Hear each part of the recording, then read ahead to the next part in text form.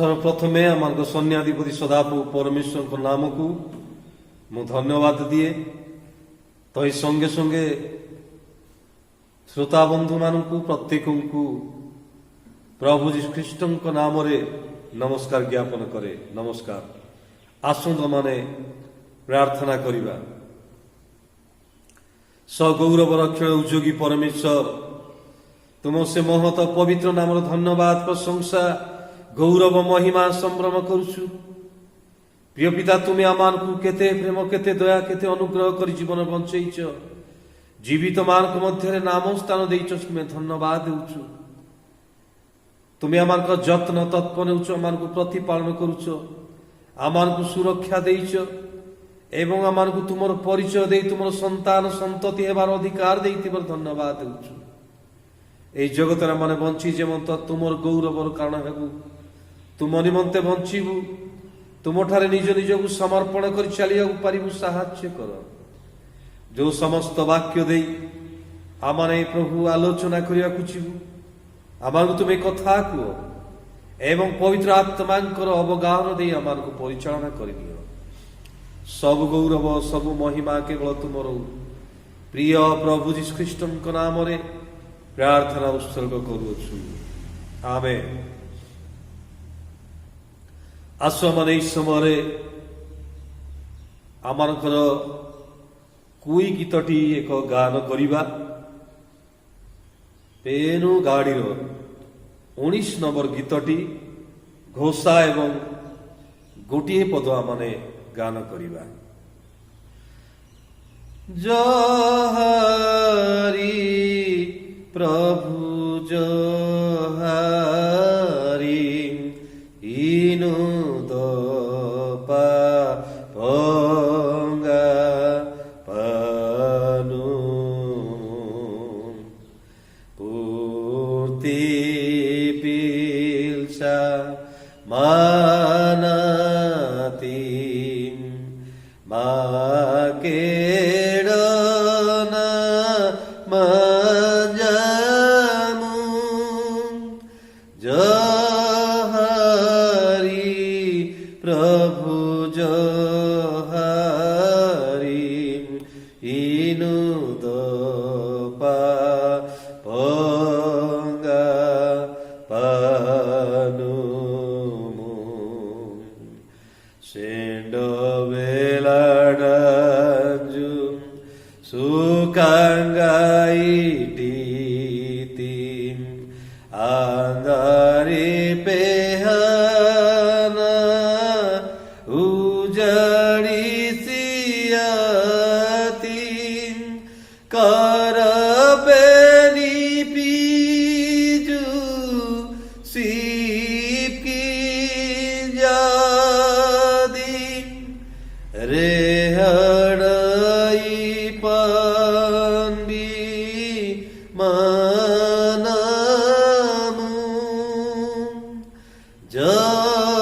जहारी प्रभु जहारी इनु दपा पंगा पानु पूर्ति पिल्सा मानाति माकेडना मंजामु जहारी प्रभु जहारी इनु दपा पंगा पानु। आसमन समय पवित्र धर्मशास्त्र एक अंश अध्ययन करिबा ताउची द्वितीय वंशावली 7 पर्व 13 एवं 14 पद। द्वितीय वंशावली 7 पर्व 13 एवं 14 पद।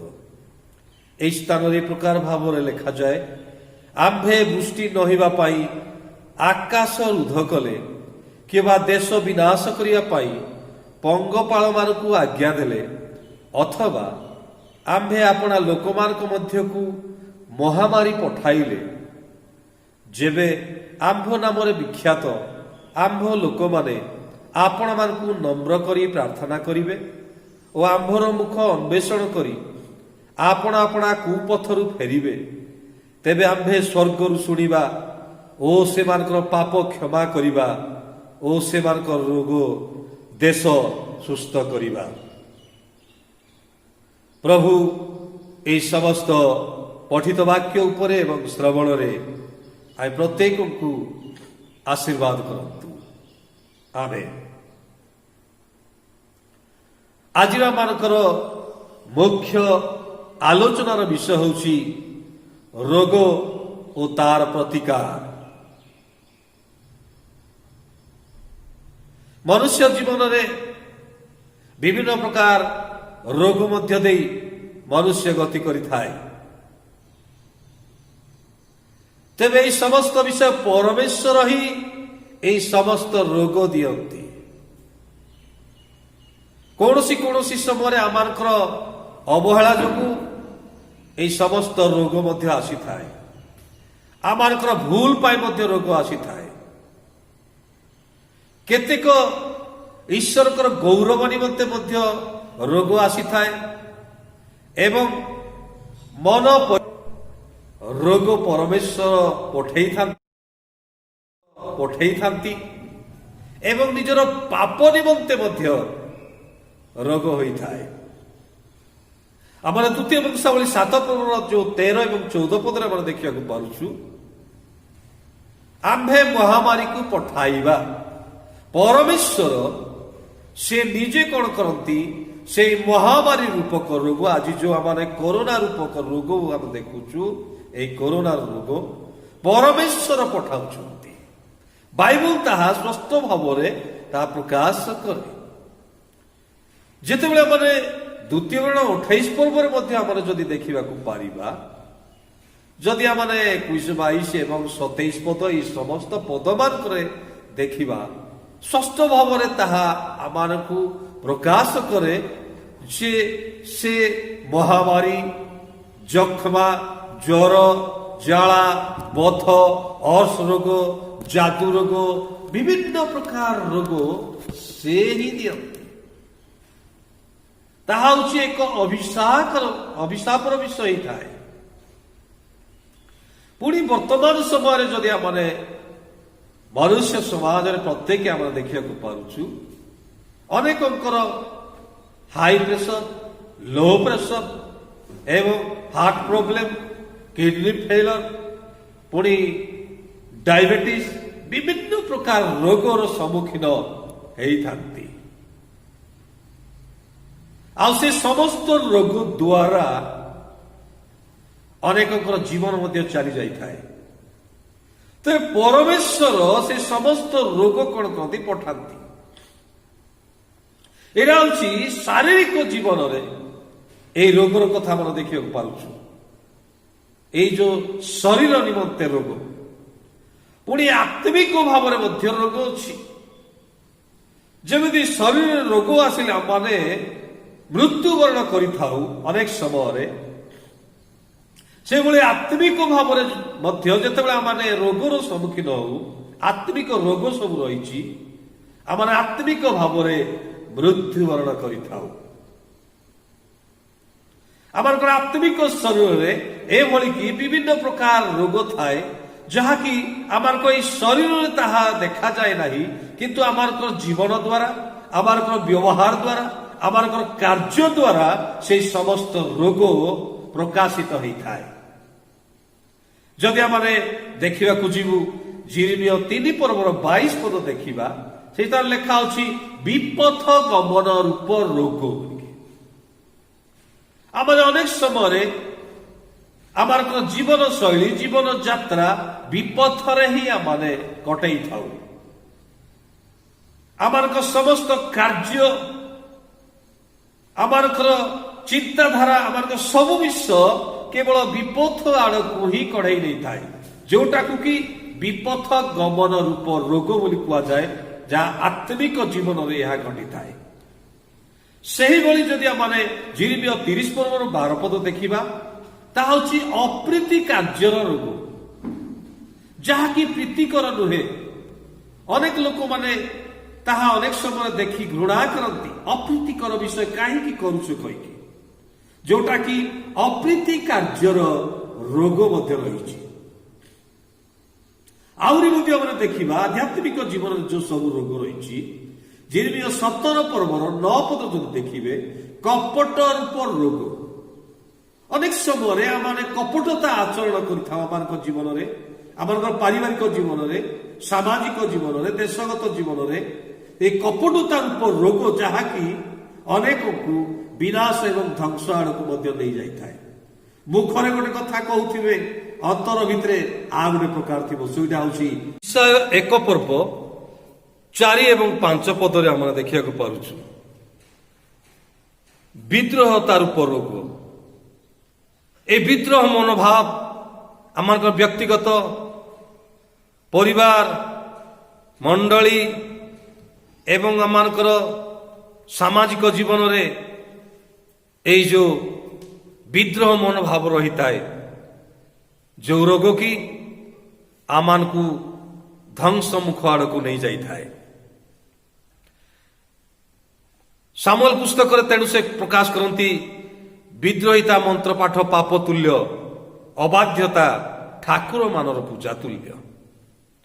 এই বিদ্রোহতার উপর রোগ অনেকଙ୍କୁ নষ্ট আড়কু নেই যাইଥାଏ।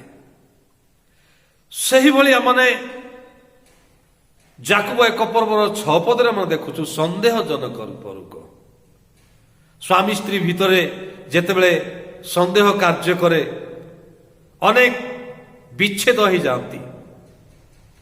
ପିଲାମାନଙ୍କ ମଧ୍ୟରେ ସେ ସନ୍ଦେହ ମନୋଭାବ ଯେତେବେଳେ ଆସେ, ସେମାନଙ୍କ ମଧ୍ୟରେ ଅଶାନ୍ତି ବାତାବରଣ ସୃଷ୍ଟି ହୋଇଥାଏ। এই ସନ୍ଦେହଜନକ ରୋଗ ରୂପକ ରୋଗ ତାହା ମୃତ୍ୟୁ ପର୍ଯ୍ୟନ୍ତ ରହିଥାଏ। ପୁଣି ଆଉ ଯଦି ଆମେ ଦେଖିବୁ, ଆଦି ପୁସ୍ତକ 34 ପର୍ବ 1 ପଦରୁ 8 ପଦ ପର୍ଯ୍ୟନ୍ତ ଆମେ ଦେଖୁଛୁ ଯେ ଆସକ୍ତଜନକ ରୂପ ରୋଗ, ପାପରେ ଆସକ୍ତ ହେବା, ପୁଅ ଝିଅ ପ୍ରତି ଆସକ୍ତ ହେବା, ଝିଅ ପୁଅ ପ୍ରତି ଆସକ୍ତ ହେବା, ଏଭଳି କି ଧନ ସମ୍ପତ୍ତି ପ୍ରତି ଆସକ୍ତ ହେବା, ବିଭିନ୍ନ ବିଷୟ ନିମନ୍ତେ ଆସକ୍ତ ହେବା। ଏ ଆସକ୍ତ ମନୋଭାବ ଅନେକ ସମୟ ଆମକୁ ଧ୍ୱଂସ ଆଡ଼କୁ ନେଇଯାଇଥାଏ। ଯେଭଳି ସିକିମ ସେ ଦିଦା ପ୍ରତି ଆସକ୍ତ ହେଲେ ଏବଂ ତାଙ୍କୁ ଭ୍ରଷ୍ଟ କଲେ, ସେ ଭ୍ରଷ୍ଟତାରେ ତାଙ୍କୁ ପରିଣତ କଲେ।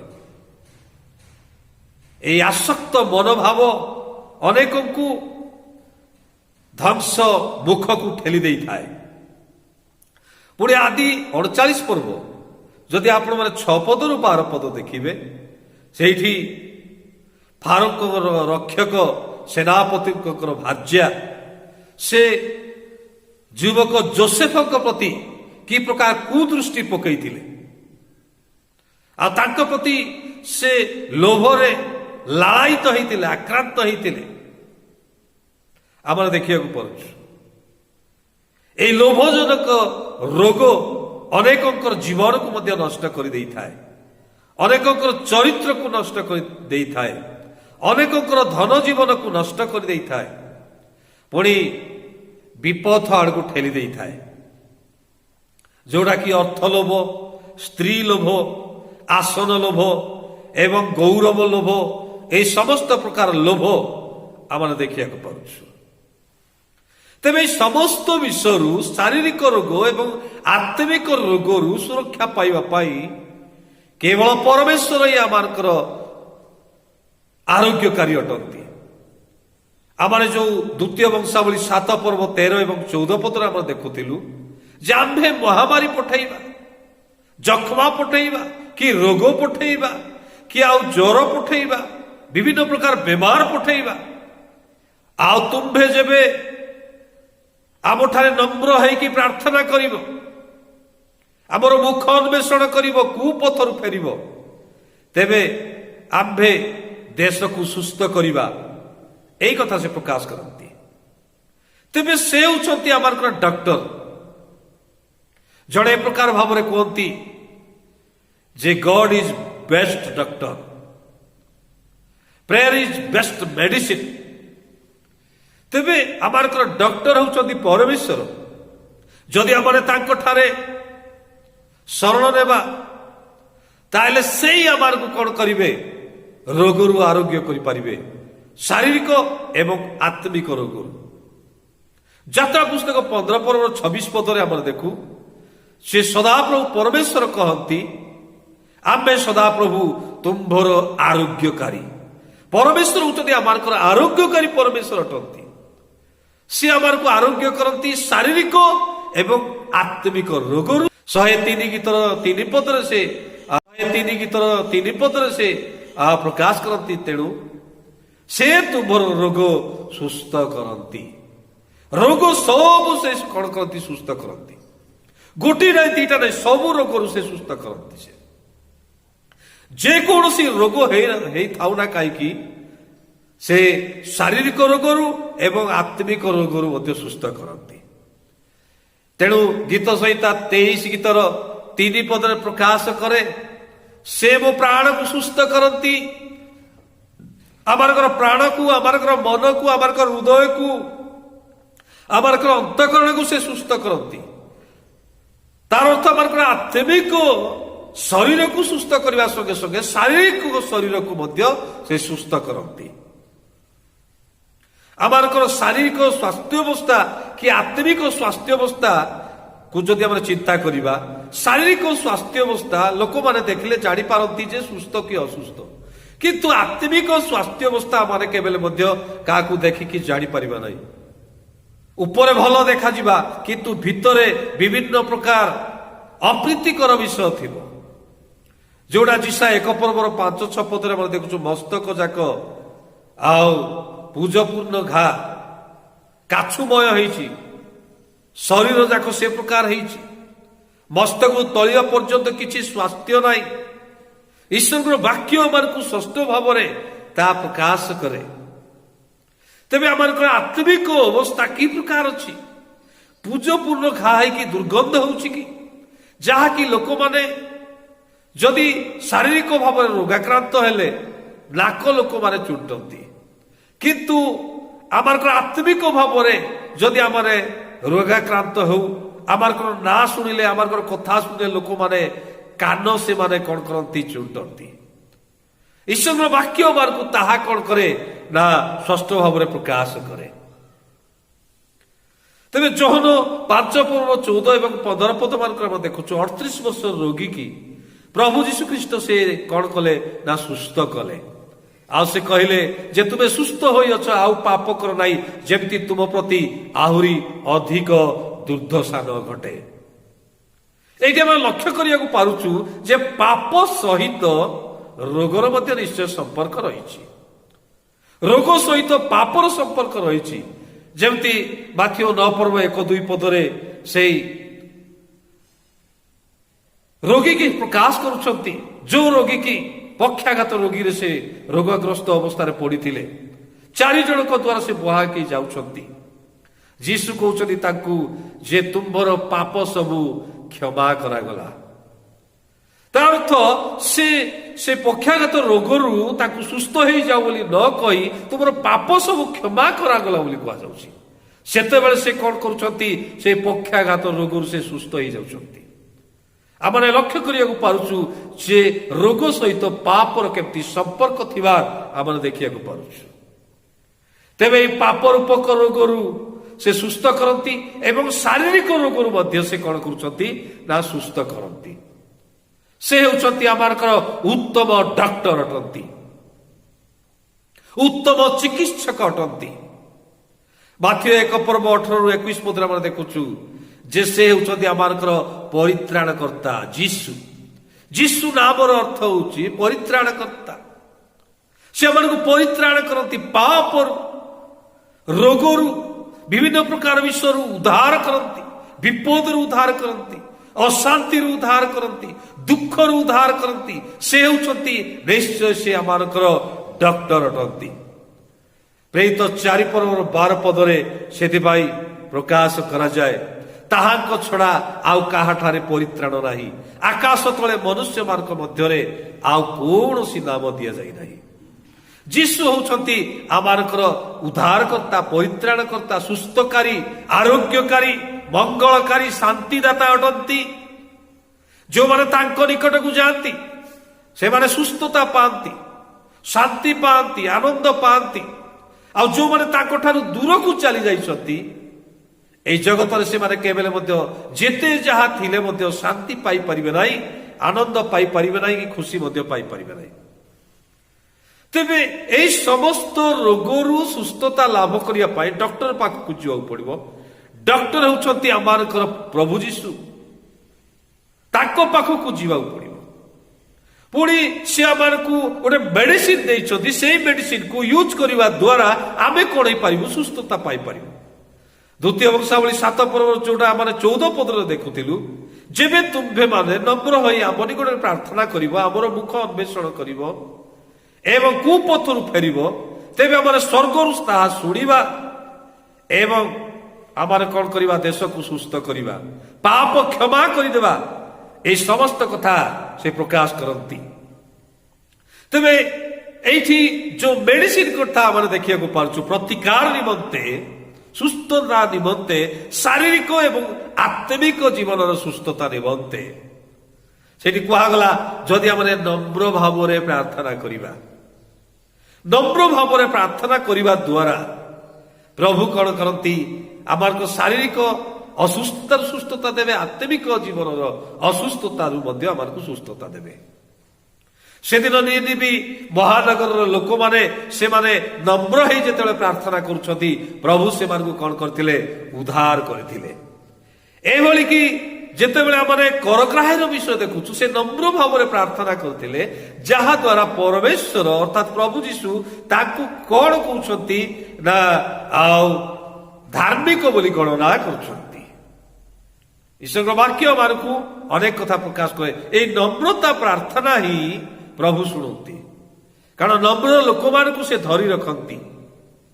নম্র ভাবে যে প্রার্থনা করନ୍ତି প্রভু সেমানଙ୍କର প্রার্থনাকু গ্রহণ করନ୍ତି। যদি আমরা প্রার্থনা করিবা নম্র ভাবে, তেবে নিশ্চয় পরমেশ্বর কোন করিবে? আমারଙ୍କର প্রার্থনাকু সে শুনিবে এবং সে সুস্থতা দেবে। যাকোব 5 পর্ব 13 পদ এবং 16 পদ যেতে আমরা দেখু যে আমরা যদি প্রার্থনা করিবা সুস্থতা পাই, কি অন্য কৌশি জনে ধার্মিক ব্যক্তি মধ্যে প্রার্থনা করিবে আমার নিমন্তে, নিশ্চয় আমরা করে পারিবু, সুস্থতা পাই পারিবু। এই প্রার্থনার সেই মহৎ শক্তি আছে। প্রার্থনা হচ্ছে গোটে অবেগ অস্ত্র অটে। যেতবে আমরা দেখিବାକୁ পারুছু আদি পুস্তক 20 পর্ব 17 পদ, অব্রাহাম অবিমেলেকর পরিবার নিমন্তে সে প্রার্থনা করଥିଲେ। ଆଉ ଯେତେବେଳେ ସେ ପ୍ରାର୍ଥନା କଲେ ସେ ପରିବାର କ'ଣ ହେଲେ? ସେମାନେ ସୁସ୍ଥତା ଲାଭ କରିପାରିଥିଲେ। ଆଜି ମଧ୍ୟ ଆମେ କ'ଣ କରିବା ଦରକାର? ଈଶ୍ୱରଙ୍କ ନିକଟରେ ପ୍ରାର୍ଥନା କରିବାକୁ ପଡିବ। ଏଇଟା ହଉଛି ପ୍ରଥମ ମେଡିସିନଟା। ଏଇଟା ପ୍ରାର୍ଥନା ହଉଛି ଗୋଟେ ବେଷ୍ଟ ମେଡିସିନ ଆମେ ଶୁଣୁଥିଲୁ।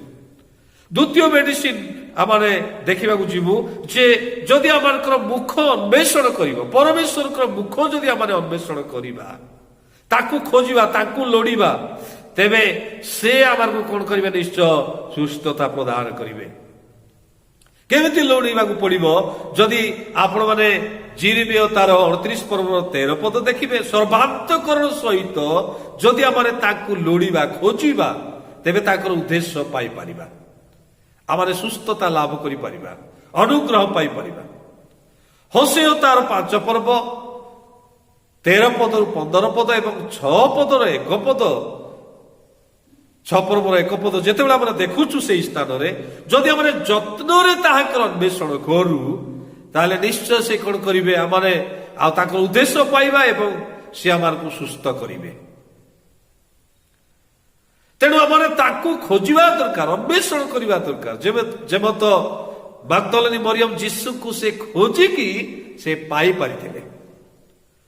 ତେଣୁ ମାଥିଓ 7 ପର୍ବ 7 ପଦ ଲେଖା ହେଉଛି, ଖୋଜ ତାହେଲେ ତୁମ୍ଭେ ମାନେ ସନ୍ଧାନ ପାଇବ। ଖୋଜିବାର ଦରକାର, ତାକୁ ଆମେ କ'ଣ କରିବୁ? ଖୋଜିବୁ। ତୃତୀୟ ମେଡିସିନଟି ଆମେ ଦେଖିବାକୁ ପାରୁଛୁ ଯେ ପ୍ରଥମେ ଦେଖିଲୁ নম্র ଭାବରେ ଆମେ ପ୍ରାର୍ଥନା କରିବା। ଦ୍ୱିତୀୟ ହେଉଛି ଯେ ପରମେଶ୍ୱରଙ୍କର ମୁଖ ଅନ୍ୱେଷଣ କରିବା, ତାକୁ ଖୋଜିବା, ପାଇବାର ଦରକାର। ତାକୁ ନ ପାଇଲେ ହେଇପାରିବ, ତାକୁ ଖୋଜିବାକୁ ପଡିବ। ପୁଣି ଆପଣା ଆପଣା କୁପଥରୁ ଫେରିବା। କୁପଥରୁ ଆମର ଯୋଉ ମନ୍ଦ ପଥ ଅଛି, ଆମ ଯୋଉ ଖରାପ ପଥରେ ଆମେ ଗତି କରି ଚାଲିଛୁ, ଆମେ ଯୋଉ ଜୀବନର କୁପଥରେ ଆମେ ଗତି କରି ଚାଲିଛୁ, ଆମର ଜୀବନର ପଥକୁ ଆମେ ବଦଳେଇ ଦେବା। ଆମେ ପାପ ଛାଡ଼ି ପ୍ରଭୁଙ୍କ ପ୍ରତି ଆମେ ଫେରିବା ଏବଂ ଆମର ମନକୁ ଆମେ ପରିବର୍ତ୍ତନ କରିବା, ଉତ୍ତମ ଜୀବନ ଯାପନ କରିବା, ପ୍ରଭୁରେ ନିଜକୁ ସମର୍ପଣ କରିବା। ଏ କୁପଥରୁ ନିହାତି ଫେରିବା ଦରକାର। କୁପଥରୁ ଫେରିବା ଦ୍ୱାରା ପରମେଶ୍ୱର ତାହା ଦେଖିବେ, ଆଉ ସେ କଣ କରିବେ? ଦେଶକୁ ସୁସ୍ଥ କରିବେ। ତେବେ ଶାରୀରିକ ରୋଗରୁ ଏବଂ ଆତ୍ମିକ ରୋଗରୁ ସୁସ୍ଥତା ପାଇବାକୁ ହେଲେ ଏ ତିନୋଟି ମେଡିସିନ ଆମ ଜୀବନରେ ଦରକାର। କୋଉଟା? ଆମେ ନମ୍ର ଭାବରେ ପ୍ରାର୍ଥନା କରିବା ଏବଂ ଈଶ୍ୱରଙ୍କର ମୁଖ ସବୁବେଳେ ଅନ୍ୱେଷଣ କରିବା ଏବଂ ଆପଣା ଆପଣା କୁପଥରୁ ଫେରିବା। ଏ ତିନୋଟି ମେଡିସିନ ଆମେ ସକାଳୁ ଖାଇଲା ପରେ, ସକାଳେ ଜଳଖିଆ ଖାଇଲା ପରେ, 12ଟା ପରେ, ପୁଣି ରାତିରେ 3 ଥର ଆମକୁ ଖାଇବାକୁ ପଡିବ। ଯେମିତି ଭକ୍ତ ଦାଉଦ ଯେଭଳି ପ୍ରକାଶ କରନ୍ତି, ମୁଁ ପ୍ରାତ କାଳରେ, ମଧ୍ୟାହ୍ନ କାଳରେ ଏବଂ ରାତ୍ରିରେ ମୁଁ ତୁମକୁ ଡାକେ ବୋଲି ସେ ପ୍ରକାଶ କରନ୍ତି।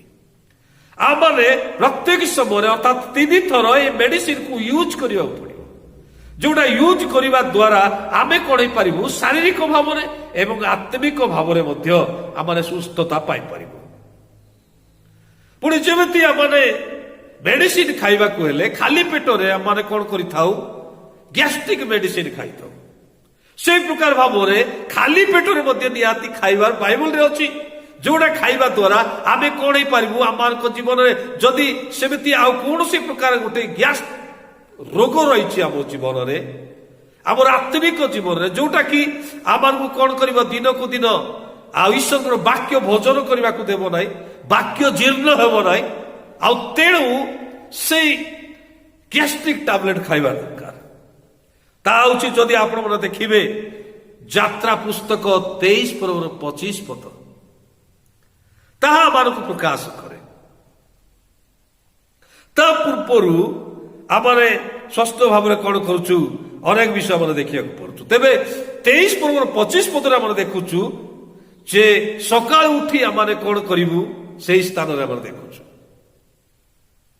ଯଦି ଗୀତ ସହିତ 5 ପର୍ବର 3 ପଦ ଆମେ ଦେଖିବା, 5 ଗୀତର 3 ପଦ, ପ୍ରାତ କାଳରେ ଆମେ ତାଙ୍କର ରବ ଶୁଣିବୁ ଏବଂ ପ୍ରାର୍ଥନା ସଜାଇବୁ ଏବଂ ତାଙ୍କର ସେବା କରିବୁ, ତାଙ୍କର ପ୍ରଶଂସା କରିବୁ, ତାଙ୍କର ଗୌରବ କରିବୁ, ତାଙ୍କର ମହିମା କରିବୁ। ପ୍ରାତ ସମୟରେ ଏ ପ୍ରାତ ସମୟର ଏ ପ୍ରାର୍ଥନା, ପ୍ରାତ ସମୟର ଈଶ୍ୱରଙ୍କର ରବ ଶ୍ରବଣ କରିବା, ପ୍ରାତ ସମୟରେ ପ୍ରଶଂସା କରିବା, ପ୍ରାତ ସମୟରେ ଈଶ୍ୱରଙ୍କର ଗୌରବ କରିବା, ଈଶ୍ୱରଙ୍କ ନିକଟବର୍ତ୍ତୀ ହେବା, ଏଇଟା ହଉଛି ଗୋଟେ ଗୁରୁତ୍ୱପୂର୍ଣ୍ଣ ବିଷୟ।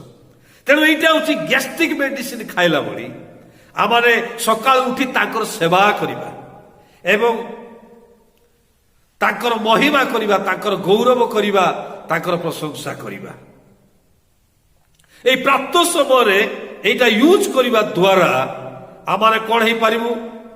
ନା ଆତ୍ମିକ ଜୀବନରେ ଆମକୁ କୌଣସି ରୋଗର ସମ୍ମୁଖୀନ ହେବାକୁ ଦେବ ନାହିଁ। ତେବେ ଆମେ ଦେଖୁଥିଲୁ 3 ଥର ଆମେ ମେଡିସିନ ଖାଇବା, ଯୋଉଟା କି ପ୍ରାର୍ଥନା କରିବା ନମ୍ର ଭାବରେ ଏବଂ ଈଶ୍ୱରଙ୍କର ମୁଖ ଅନ୍ୱେଷଣ କରିବା ଏବଂ ଆମେ କୁପଥରୁ ଫେରିବା। এইটা যেତେବେଳେ ଆମେ এই 3টি ଟ୍ୟାବଲେଟ ଭୋଜନ କରିବା, ତହିଁ ସଙ୍ଗେ ସଙ୍ଗେ ଖାଲି ପେଟରେ ମଧ୍ୟ ଆମେ ଦେଖୁଥିଲୁ ଯେ ତାଙ୍କର ସେବା କରିବା, ପ୍ରଶଂସା କରିବା, ଆରାଧନା କରିବା, ସ୍ତୁତି ଗାନ କରିବା, ତାଙ୍କର ନିକଟବର୍ତ୍ତୀ ହେବା। ପୁଣି ଆହୁରି ମୁଁ ଆପଣମାନଙ୍କୁ କହିବି ଯେ ମେଡିସିନ ଖାଇଲେ ଦୁର୍ବଳ ହେଇପଡୁ। ଆମର ଆତ୍ମିକ ଜୀବନରେ ବଳ ପାଇବା ପାଇଁ, ହୃଷ୍ଟପୁଷ୍ଟ ହେବା ପାଇଁ ଆମକୁ ନିହାତି ଦରକାର। ଆମେ ଦେଖୁଥିଲୁ ଯେ ସେ ସମସ୍ତ ଶାରୀରିକ କି ଆତ୍ମିକ ଜୀବନର ରୋଗରୁ ସୁସ୍ଥତା ପାଇବା ପାଇଁ ଆମେ 3 ଥର ତା ମେଡିସିନ ଖାଇବା। ପୁଣି ତା ପୂର୍ବରୁ ଆମେ ଦେଖୁଥିଲୁ ଖାଲି ପେଟରେ ଯେମିତି ଗ୍ୟାଷ୍ଟ୍ରିକ ପାଇଁ ଖାଆନ୍ତି, ସେଇଭଳି ଆମେ ତାହା ଖାଇବା ଆମେ ଦେଖୁଥିଲୁ, ଯୋଉଟା ଯାତ୍ରା ପୁସ୍ତକ 23:25 ପଦ।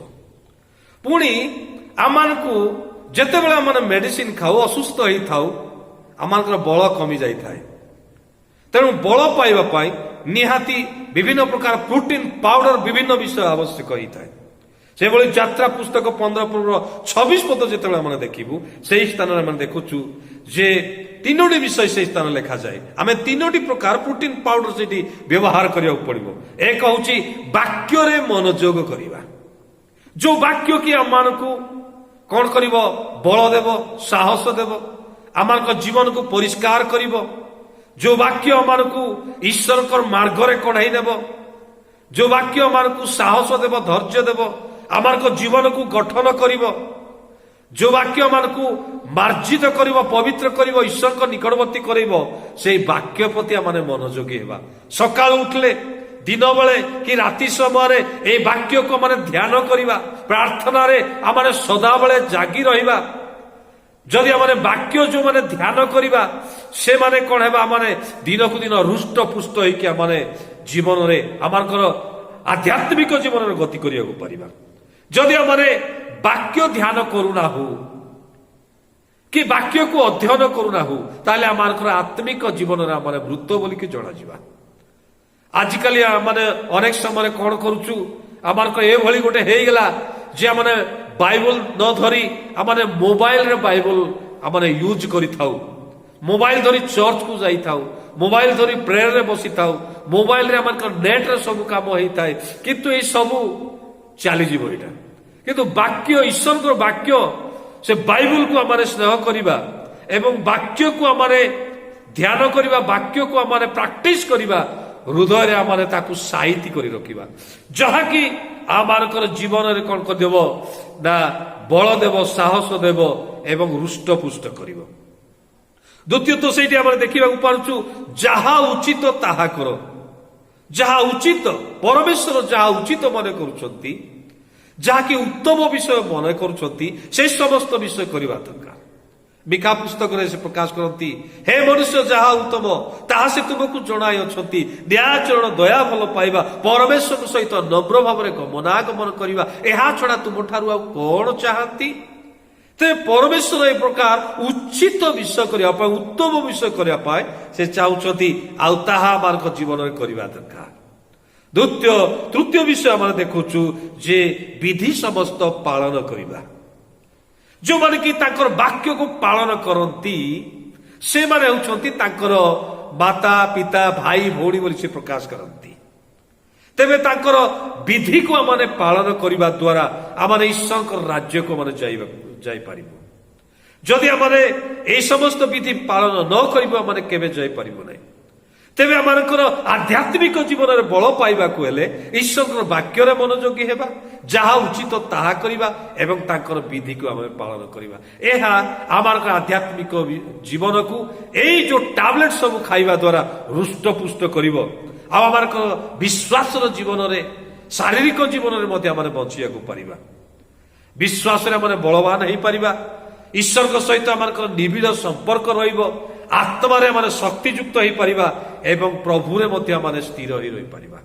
प्रभु आमार को प्रत्येक को अनुग्रह करंतु एवं जदि बा शारीरिक आत्मिक रोग अछि तथापि से समस्त प्रतिकार करिया पाई आमे एही समस्त औषध जदि आमाने व्यवहार करि पारिबु तेबे प्रभु आमार को कोन करिवे शारीरिक एवं आत्मिक रोग सुस्थता देई तांकर राज्य रे उपवेशन करिया पाई सहाय्य करिवे।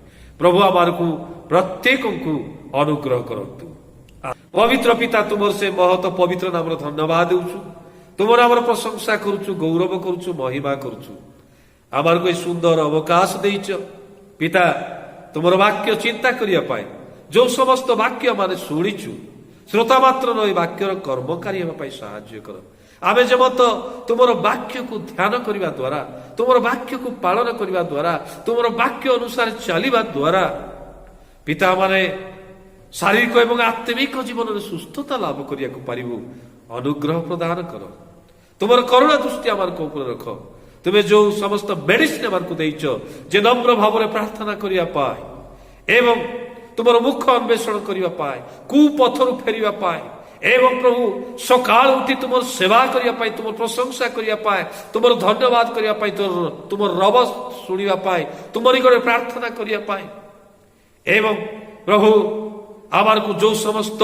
से मेडिसिन मध्य आमार को देइछ जहा कि विटामिन सदृश्य करी जहा उचित ताहा माने करिवु एवं पिता तुमर से विधि को पालन करिवु तुमर वाक्य रे मनोयोग करिवु एवं आमाने आध्यात्मिक जीवन रे रुष्ट पुष्ट जीवन यापन करिवु साहाय्य कर सबु महिमा सबु गौरव सबु प्रशंसा केवल तुमर मुक्तिदाता प्रभु यीशु ख्रीष्ट नाम रे प्रार्थना उत्सव करू आमेन।